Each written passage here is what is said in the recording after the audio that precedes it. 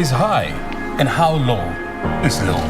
That is a question that has evaded Kenya's energy sector for quite a long time.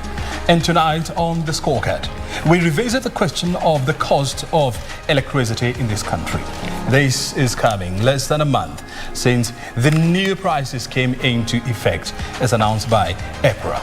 We want to look at the pricing mechanisms, the generation mix in this country, and ask ourselves, are there regulatory as well as policy shifts that we need that can lower the costs of energy?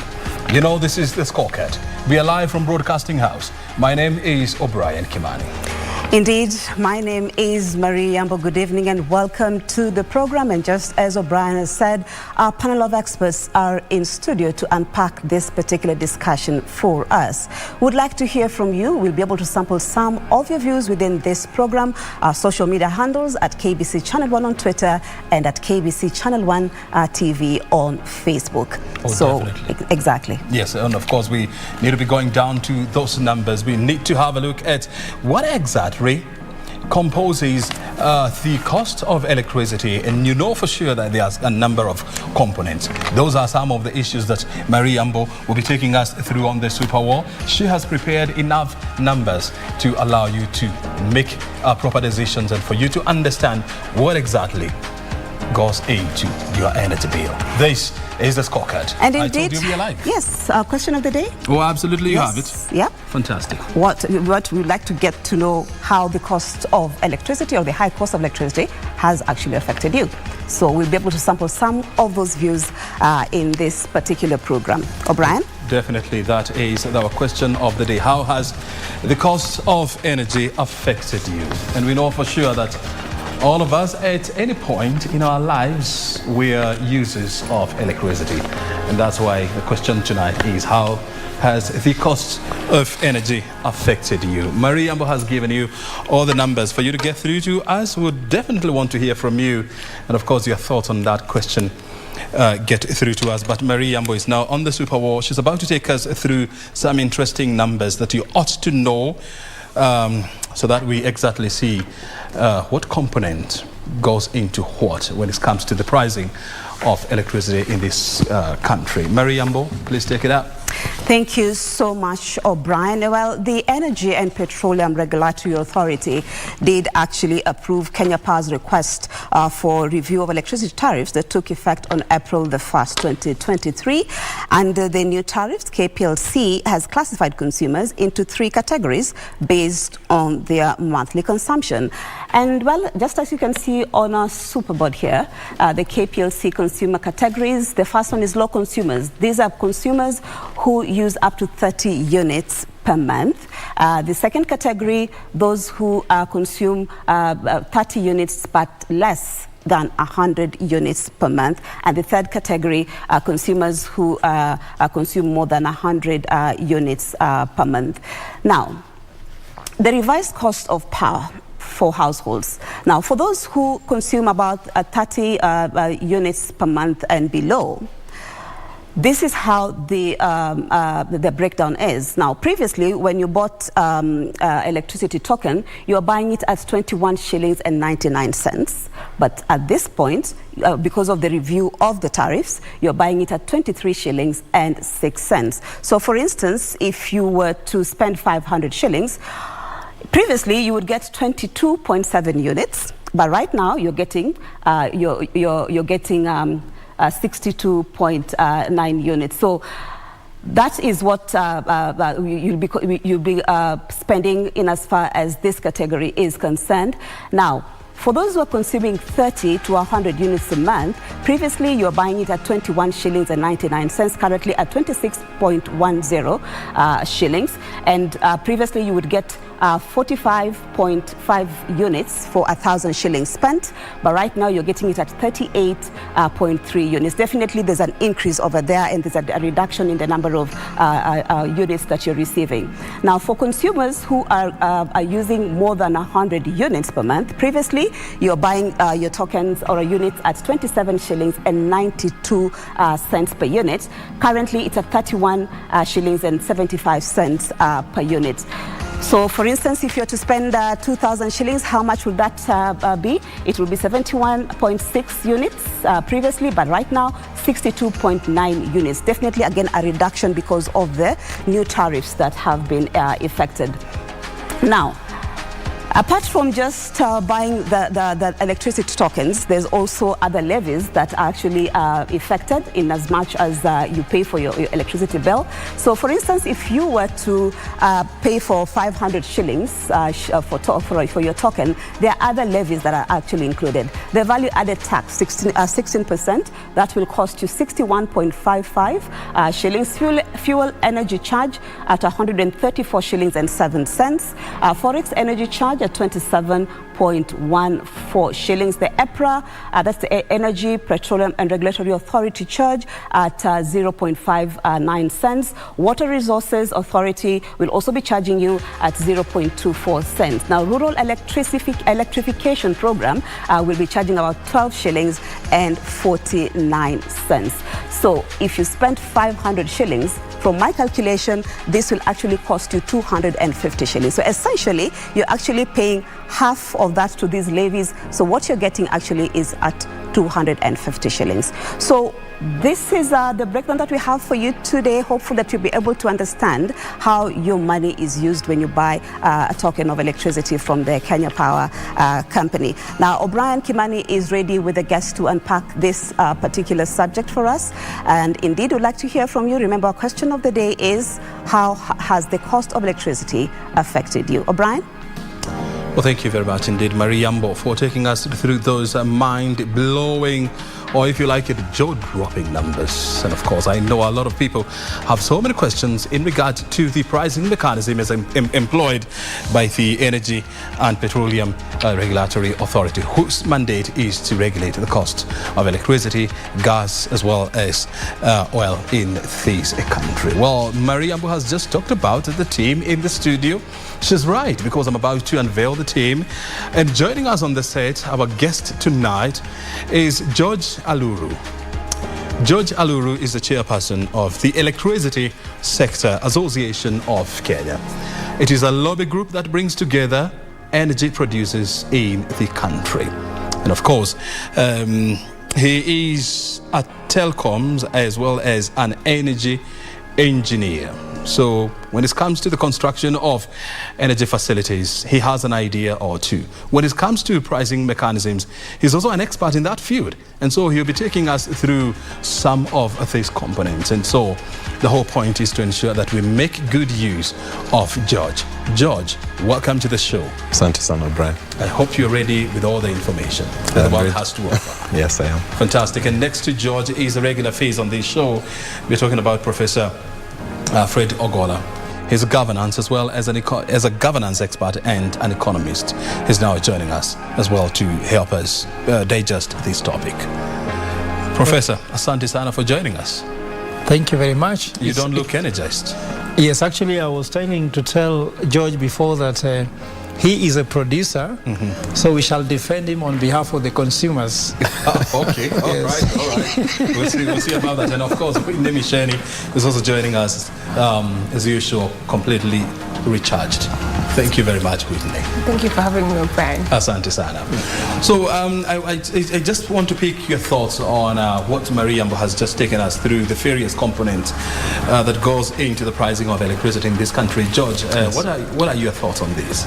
Well, I think as the breakdown has shown, there's several components that go to the, and this is the consumer price. This is not the price of production. So there's the production price, which more or less speaks to the energy cost that we see as an energy cost, plus a few of the pass-through costs, the forex and the fuel, depending on the technology that is used. And then there's the levies that are used then to support the sector entities that like EPRA, for example, that regulates the sector, or the Water Resources Authority, because we do generate a lot using the water, so hydro. And therefore, the regulatory authority related to that specific type of generation collects a certain fee just to manage the water resources, to ensure that we will still have electricity in future out of these water resources. So it's different components, and I think it's a mechanism that is normally set by the regulator, EPRA, and every about 3 years, there is supposed to be a review. And this is the process that we have just gone through as a country. And then based on the costs at that time, and costs meaning generation cost, and all these other levies and needs, the things that, monies that need to be collected to sustain the entire sector, then a tariff is set. And then there's the thinking around, then how do we distribute this amongst the different consumers? So the lifeline consumers, the first slide that you're seeing on 0 to 30, that's lifeline. So those are really vulnerable consumers that we want to protect. So we actually shield them from the full cost. There are about 6 million of them currently. And then there's the 31 to 100 that used to be in the lifeline, but in this new tariff review, they've actually been pushed up. Because there was and so they'll be paying more. Yes, they will be paying more. And actually, that's the band that experiences the highest increase. Then there's the 100 that and is above. where majority of us are in this panel. Yeah, and good point actually, because you must understand that the lifeline tariff is supposed to protect the vulnerable. Would you, in the panel, consider yourselves to be vulnerable? We don't have anybody here who is vulnerable, but we'll be coming Exactly, back to and that. that's why. Yes, Prof. What do you make of that explanation by George? Yeah, first of all, O'Brien, let me first of all put it very clear to Kenyans that before we start crying, let's start knowing what we can celebrate about. If you go to Nigeria, if you go to DRC, you go to Western countries, other countries, by the time we began this show, within 1 hour, when we end, we should have moved from the mains to a generator almost 4 times. So that's the important thing to know. I know we can cry here without knowing what people actually wish to have on the other side. The other thing also we need to know in the scorecard, because the scorecard, there are some things Kenya has scored. Stability about electricity. So we are paying all that money, but there's a benefit that there is more stability. Somebody has been making a joke why Nigerians speak very loudly. People say that because Nigeria, they have generators, so they have to speak louder than the generator so that they can be heard. This is a joke, but it tells a signal when you land in those countries. The other thing also which is important to know is that why is Kenya seen as a tech hub for Africa? In spite of the fact that Nigerians are more aggressive, that Nigerians can come to Kenya and set up some techno businesses. Because of one, Kenya Power, with all the complaints we have, then secondly, broadband technology. So that's why there's a lot of innovation taking place. You see Google, see this place, the place to be, IBM, name them. Those big tech companies find more themselves at home in this country. So that's said and done. We come back now to talk about what George has just said. I think that what is the priority of this country? To enhance manufacturing and industry. So if you push those who consume 100 and above, and you make them pay higher tariff, which means the productivity of the industry, it goes down because of the cost of power. And remember that even those people who are celebrating, they're paying less on power because they talk about the lifeline. The higher the cost of power to the producers, they'll pay for it when they are buying bread, they pay for it when they are buying soap, they'll pay for it another way. So actually there's no escape for anybody here. It's just that you are just shielded in that, but actually you're going to pay more in that. And remember, these people also buy things in Kadogo economy. For example, they buy sugar in sachets, they buy salt in small containers, which are actually used using electricity. So I don't believe that is really a best way to do it, because I'm asking myself, how much is the government saving these people from if the cost borne by these big manufacturing companies that consume high power will be translated to these consumers, which are around 6 million people in the end. I discovered the best thing they could have done, maybe even to cushion these companies to produce so that they can have lower production costs and pass that benefit to these people and let electricity be paid together. But also there's something they're not telling you. That also if you buy this is not stated there, but it's something I know, that if you buy this power in bulk, you tend to be charged more. For example, if you go and buy 4,000 shillings, with 4,000 shillings at a go, you'll find that if you buy with 1,000 4 times, you'll have more units than if you buy 4,000 shillings at a go. Really? Yes, they're trying to punish somebody because why they do that is Is that an Yes. argument? Because you can hold the units. No, it's not accurate. It is No, not you can accurate. hold the units. You have been flagged off. Yes. No, I'm saying you can hold the units by buying too much units from everybody, then you're holding them. They don't want people to buy too much. So I'll say this, based on experience. I mean, sometimes I'll buy tokens, as we call them here, worth 1,000 bob. I'll get 40, 45. If I buy 2,000 shillings, I'll get 80, I'll get 85. So I don't know whether there is any economic benefit of buying. No, actually, they can. If you go and check properly, yeah, and maybe if you just go to check with people of Kenya Power, they would more or less tell you that also depends on how many units are you buying at a go. Very well. And also how many units do you have already hoarded in your I can system. see George is shaking Maybe her George head. have to... But we'll be coming back to Yeah. that. Let's hear now from Michelle. Thank you for having me, O'Brien, and also a good evening to your viewers. According to me, this EPRA prices, the review in the tariffs, they're ill-advised. Why? When you look at the comparative analysis, according to Kenya and other countries in the region, that is the East African community, or in the continent, which is Africa, Kenya is the third highest country for the cost of power, meaning we are not competitive globally. When we manufacture... That's a research by who? This is empirical. You can check online. We can check online. The data is there that Kenya is the third highest country when it comes to cost of power. It is online. Yes. So it Yeah, but it is this not research is by who? Because research is as relevant as the research takers. Well, it's okay. I will come back. I will come back with the data. But we know that that Kenya is the third highest when it comes to cost of power, meaning that begs the question about our competitiveness in the region, and also our manufacturing sector, and also our industrialization, which we are hoping to get to 20% by Vision 2030, and currently we are at 7.2% from the GDP perspective. And also now, secondly, when we come to the cost of power, we come and ask ourselves, power is a very price-sensitive commodity, meaning when you hike the prices, the aggregate demand is going to go low. When the taxes go higher, the tariffs go higher, people will no longer be using hot showers, people will no longer be using their ovens. People are going to go off-grid. Some people are actually going to start electricity, meaning when the government plans to raise revenue because of increasing the powers of electricity, the cost of power, it might be counterproductive because people are going to escape paying those taxes. Meaning, I do think this is a very ill-advised thing to do by EPRA. Yes. Very well, and also to put this conversation into context, is the fact that our total energy generation is about 2,900 megawatts. This is actually a leapfrog from about 1,400 in the year 2013. And when you look at the number of people connected to electricity in Kenya, you're talking about almost 80% of the Kenyan population have access to electricity. And when you look at the urban centers, you are looking at almost 100%. Those are major achievements that we have made as a country in the last 10 years. Something else worth noting is that Kenya is the world's 7th largest producer of geothermal energy, and in Africa it is number 1.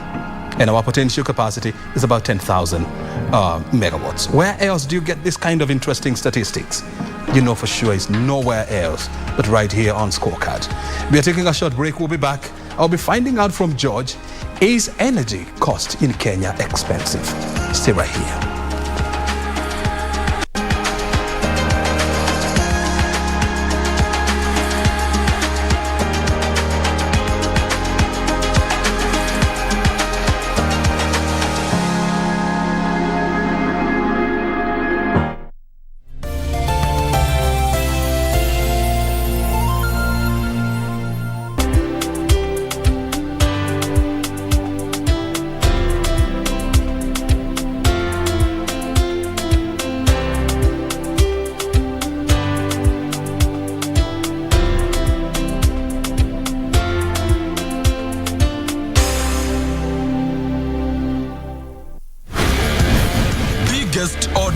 world every day on selected matches. Make a decision. Mozart Bet.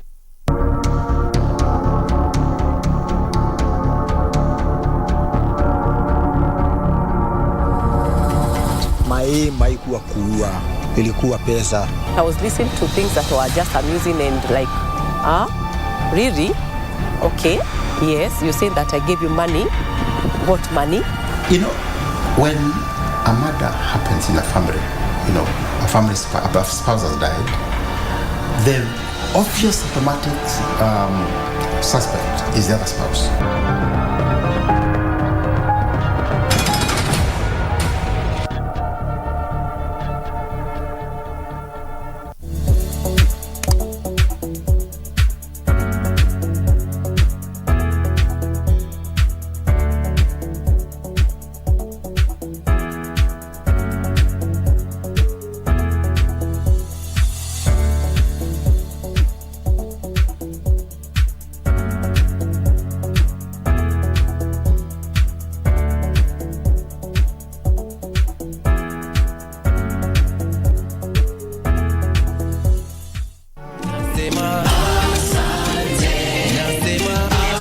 Jesus said, I am the light of the world. We'll be having segments of testimonies and conversations based on Christian perspective. Are these perpetrators still alive? Every time I forgave one, he died. Everybody wants to spend 5 million for the wedding. This will also be the home of the latest and the most current best gospel music. This is Angaza Show, coming back to you bigger and better. I shall not want. Oh, my soul's got a shepherd in the valley, and I shall not want.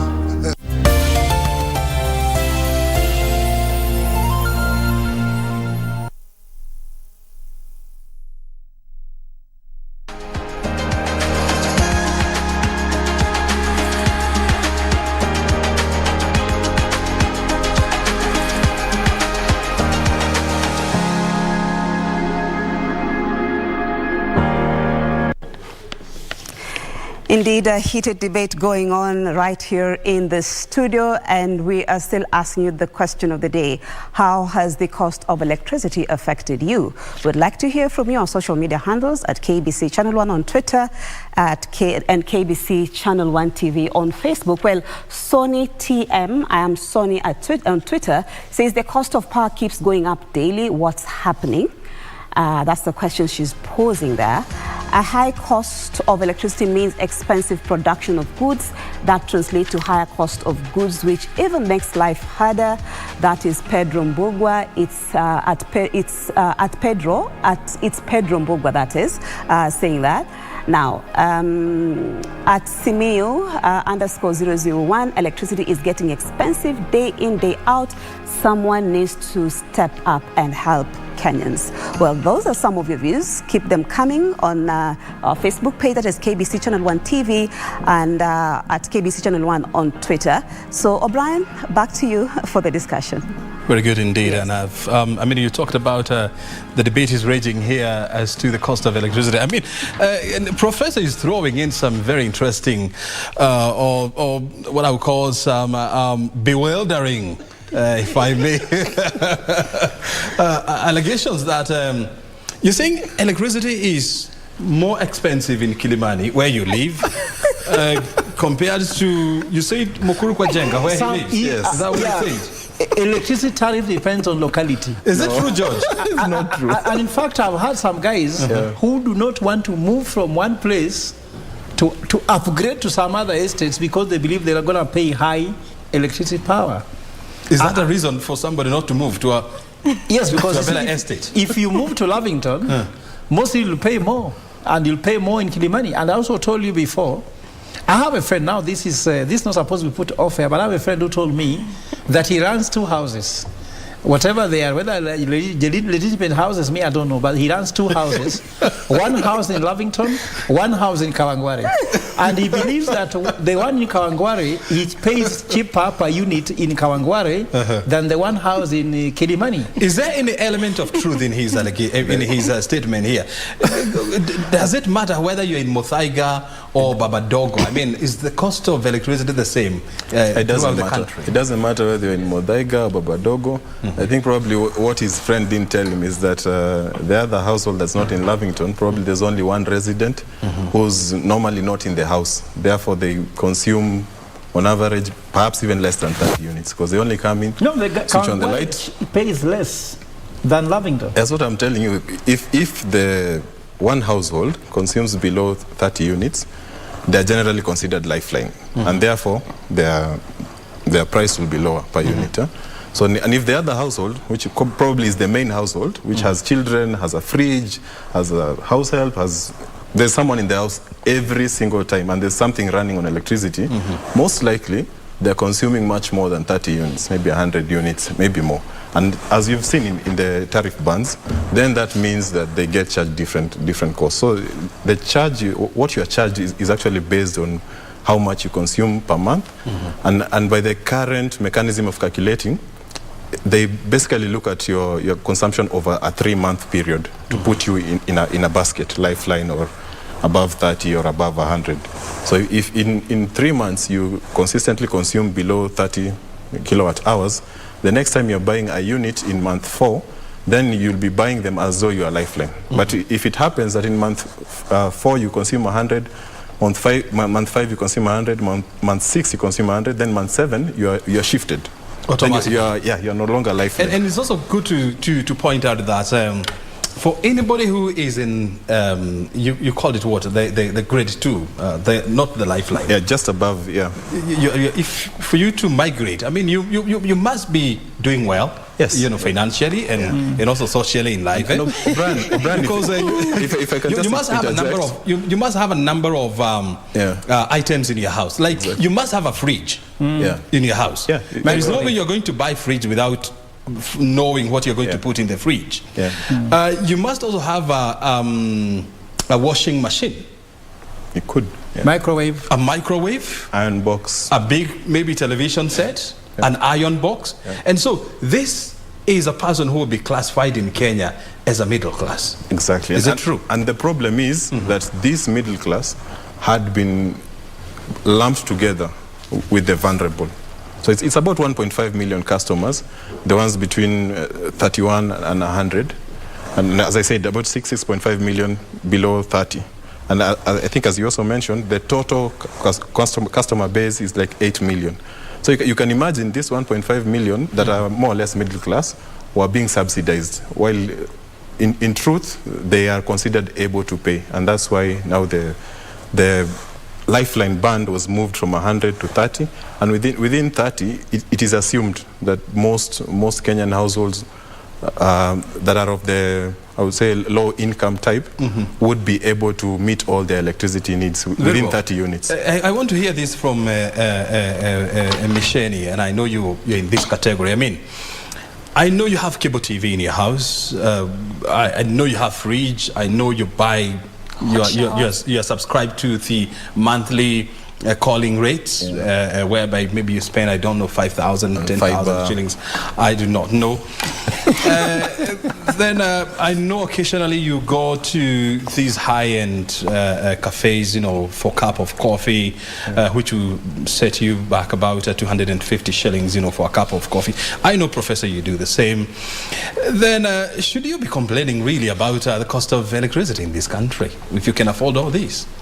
Okay, O'Brien, thank you. But also I wanted to clarify something, not clarify, but just to cite my source, which is Business Inside Africa, that Kenya is the 3rd highest in Africa, only after Rwanda and Cape Verde, and that is from a very credible source, which is Business Inside Africa.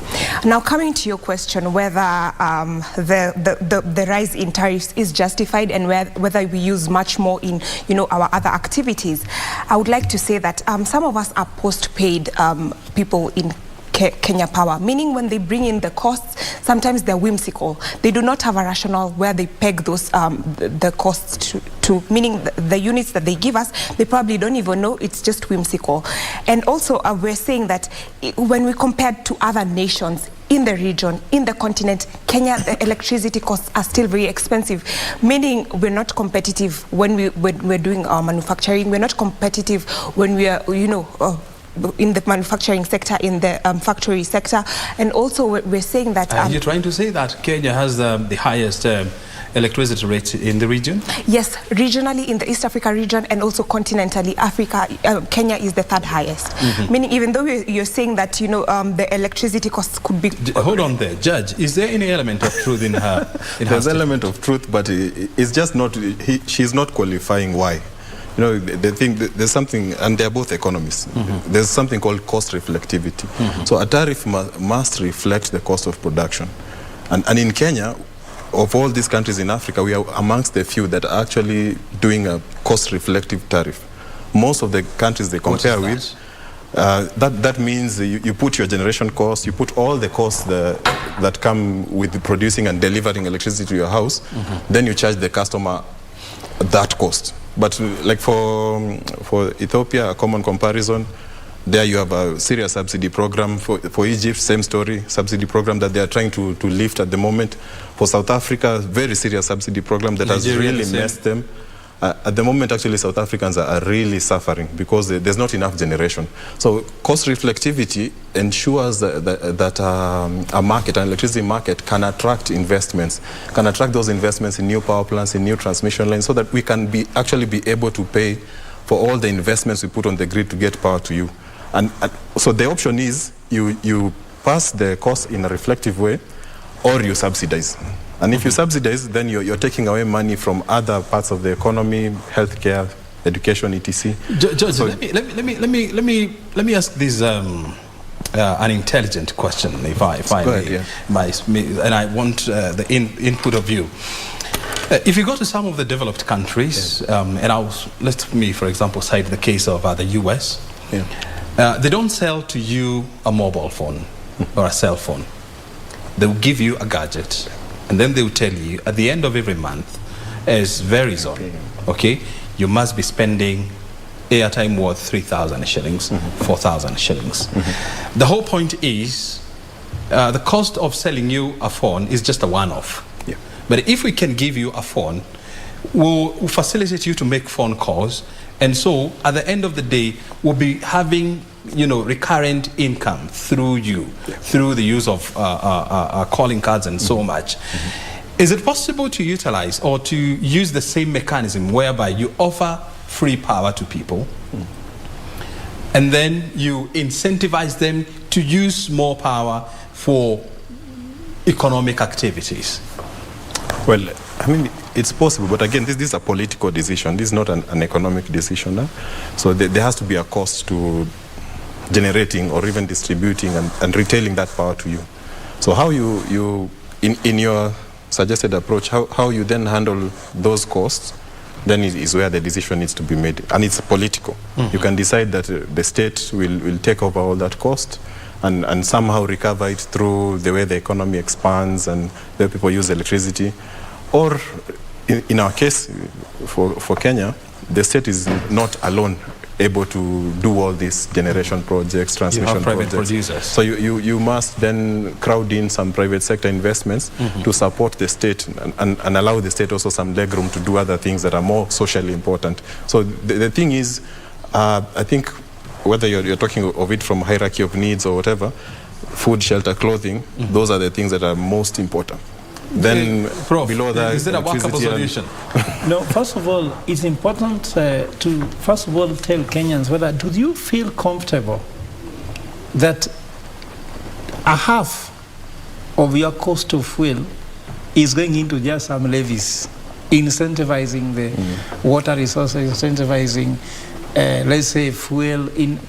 I mean, what he's trying to say is that we are doing that cost reflective to make it attractive for some people to set up something, then peg their money into your cost of power.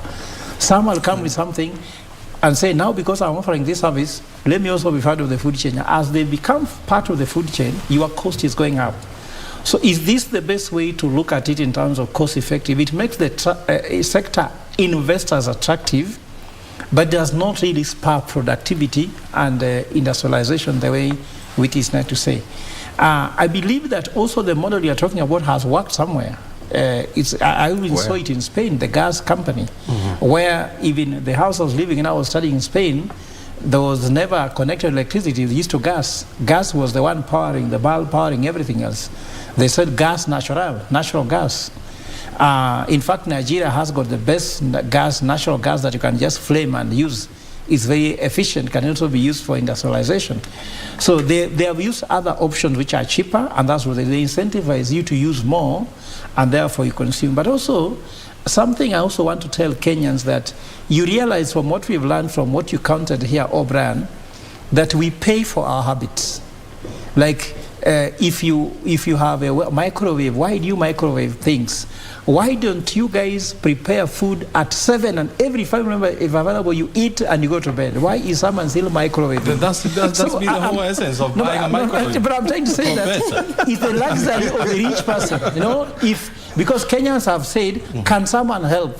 Cost of power is going up. I think what you're suggesting here are cost-cutting measures that you can employ. Which we need. If you feel you can avoid the cost is high. Yes.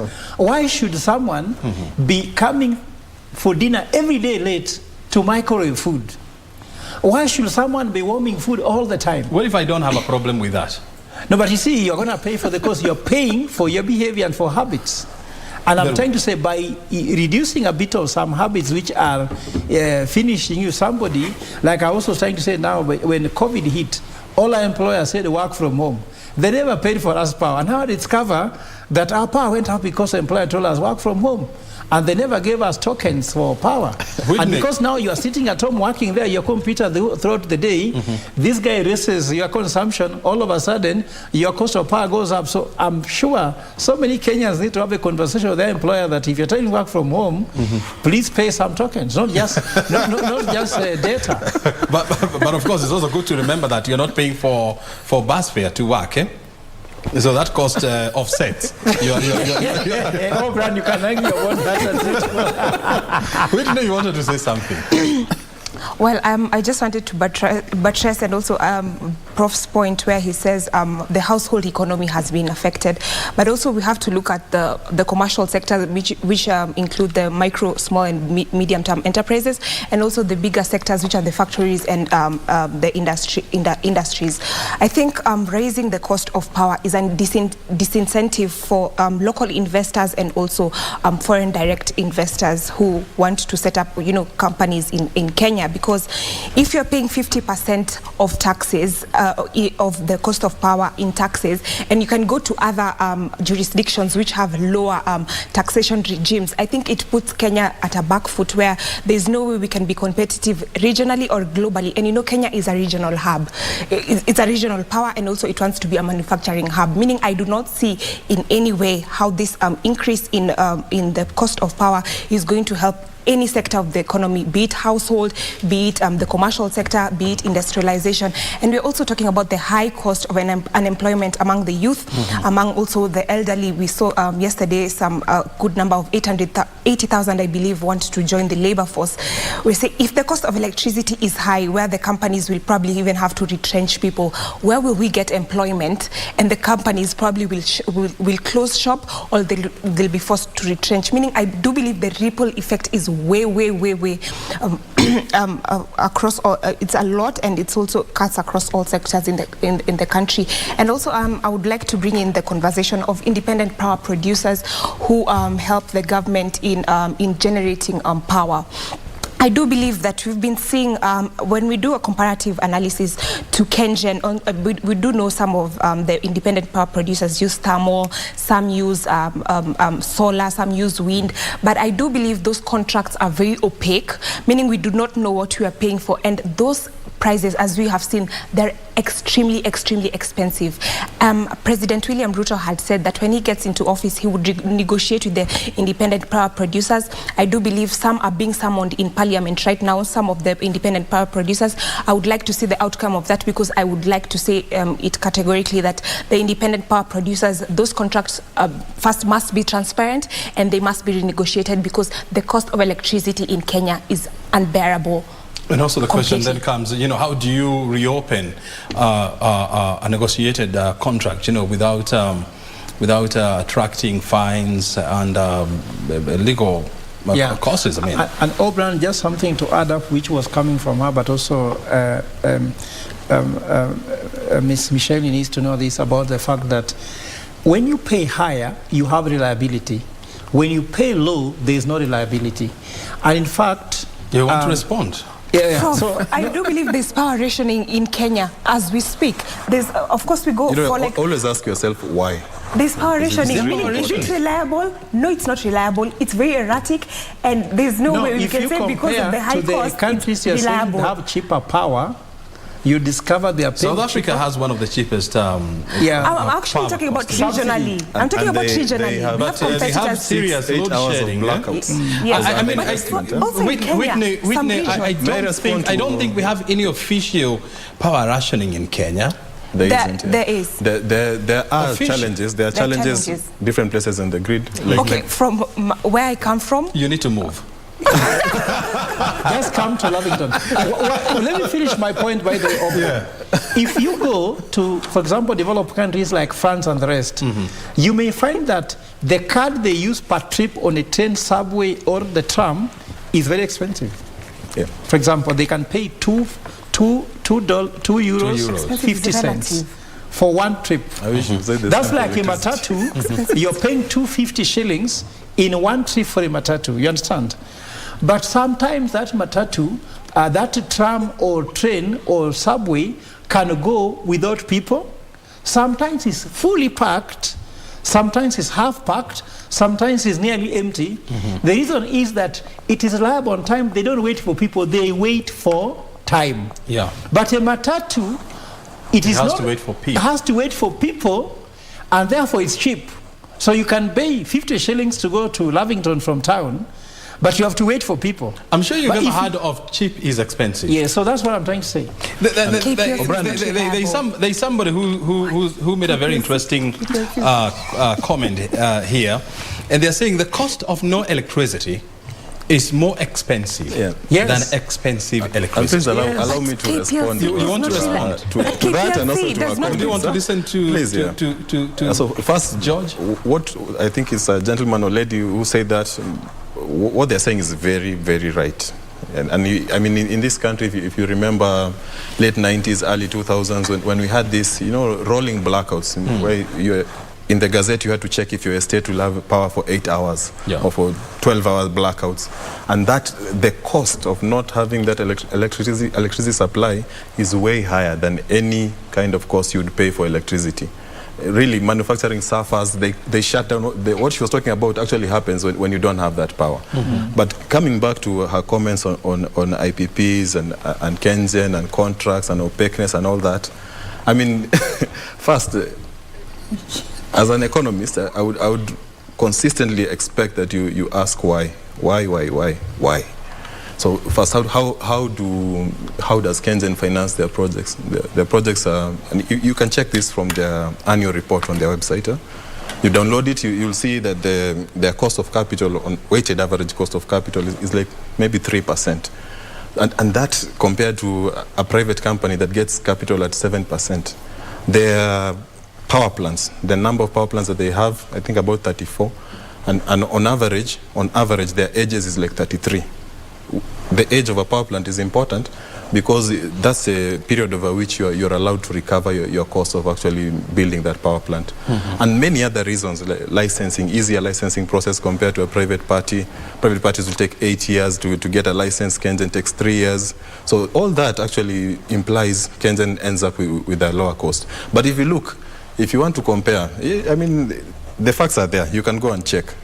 If you want to properly compare, take a Kengen plant that is built maybe less than 20 years from today and compare it to an IPP that is less than 20 years from today. So like for like, and it has to be, if it's geothermal, you compare with geothermal. Solar and solar, because even the technologies vary with cost. So the cost varies with technology, sorry.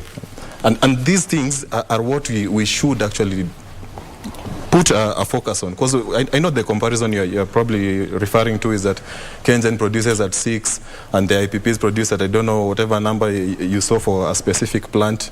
And again, there's another explanation to that there's something called a capacity charge.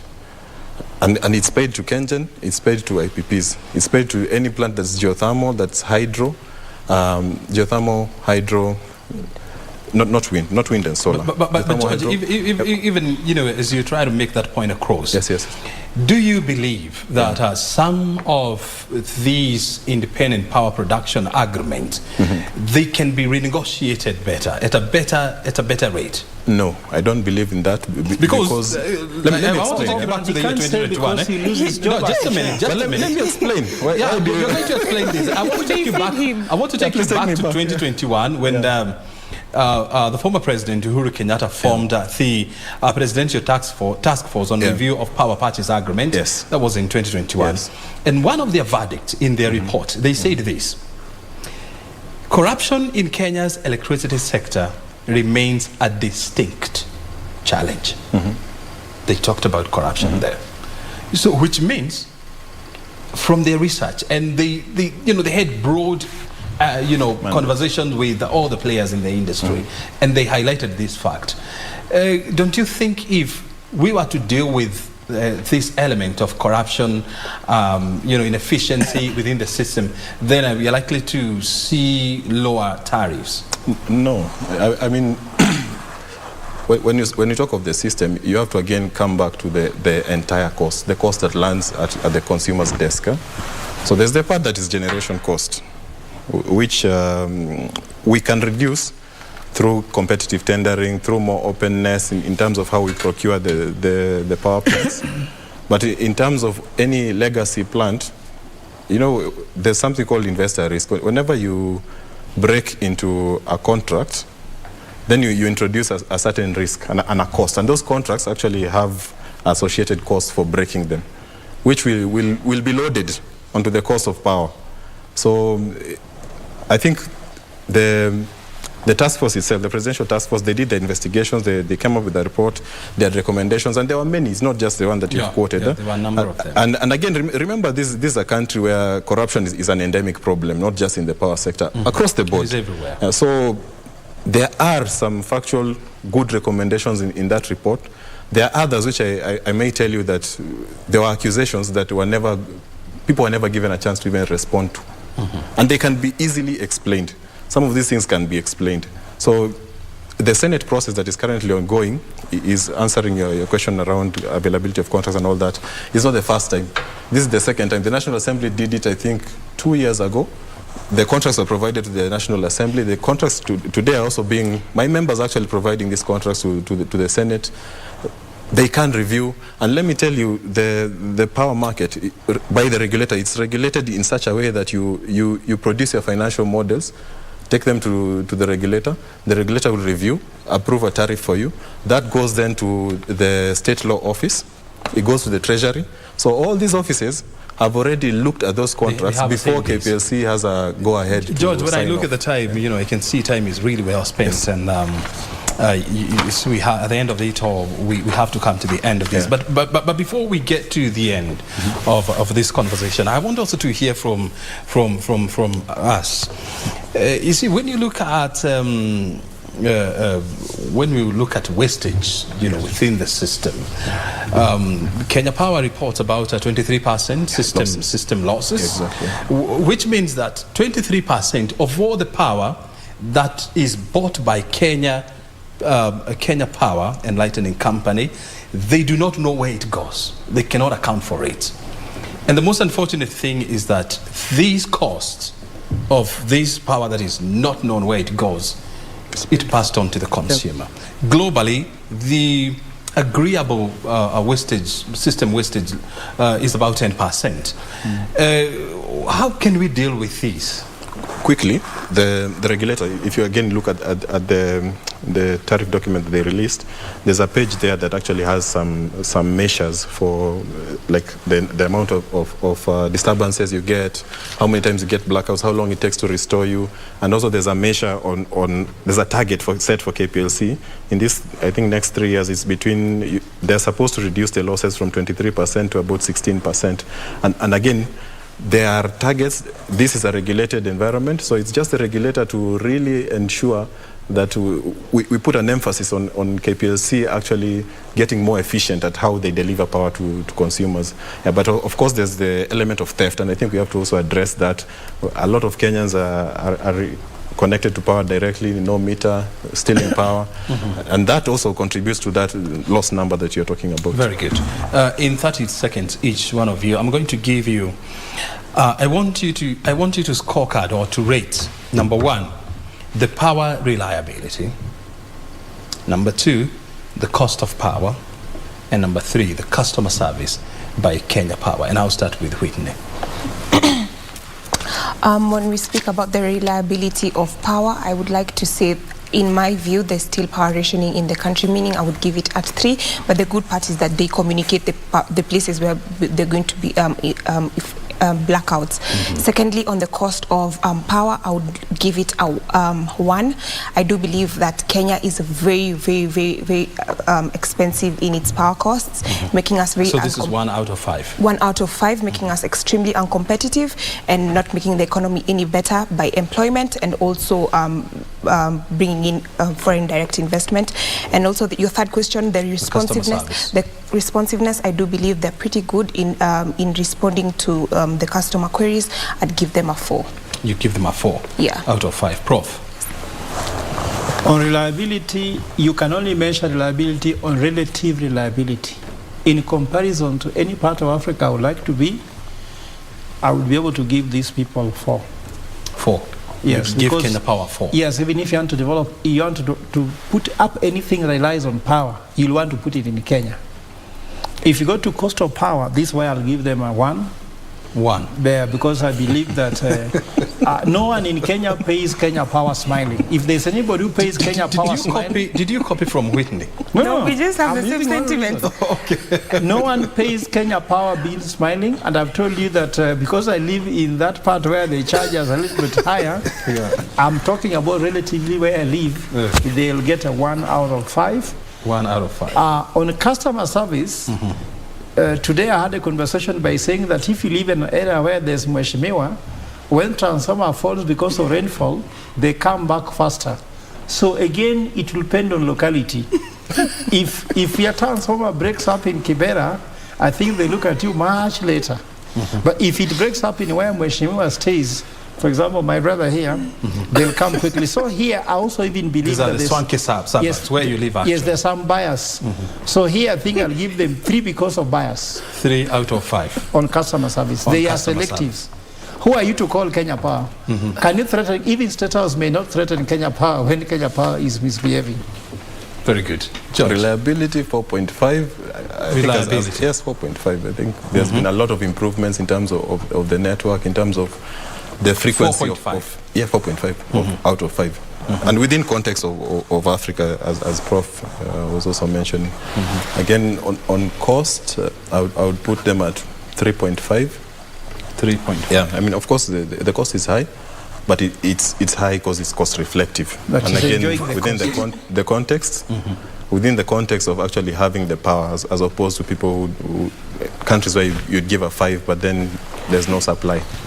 The last one was customer service. On customer service, they respond to your needs. Yeah, there I would say 4. 4? Yeah, 4. They have a call center you can call.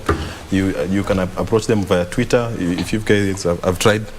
If you have a number, you like just talk to them on Twitter and they respond. So I think the most important question of this conversation is, our food for thought should be, of what importance is Kenya's high cost of electricity.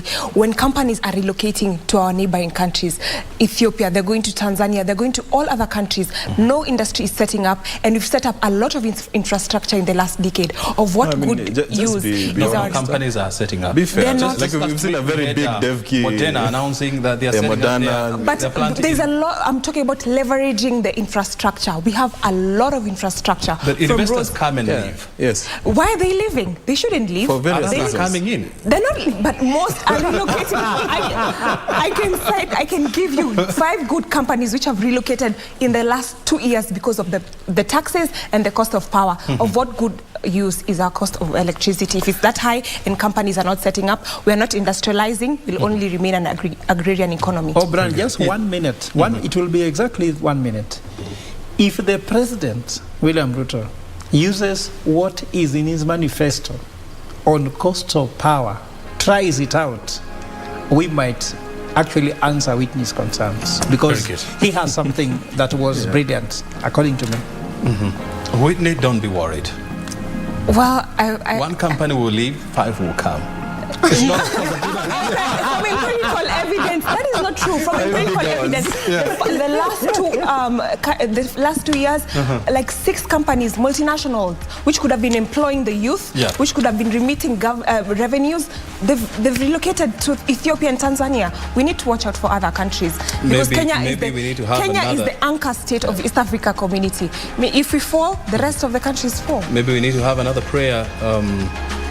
What do they call them? National prayer breakfast. Yeah, National Prayer Breakfast Day. To pray for them to come back. We need to lower our taxes and lower our cost of electricity. This is not an issue that we are going to pray for as a nation. We are going to make deliberate efforts to ensure that we bring down the cost of power in this country, and of course we make it reliable and cost effective, because at the end of the day, we need manufacturers in this country. We need to use electricity without fearing so much about the cost consequences. I keep on telling you, you can't get this kind of stuff anywhere else, and you know this is true, right? Well, we've come to the end of the scorecard tonight.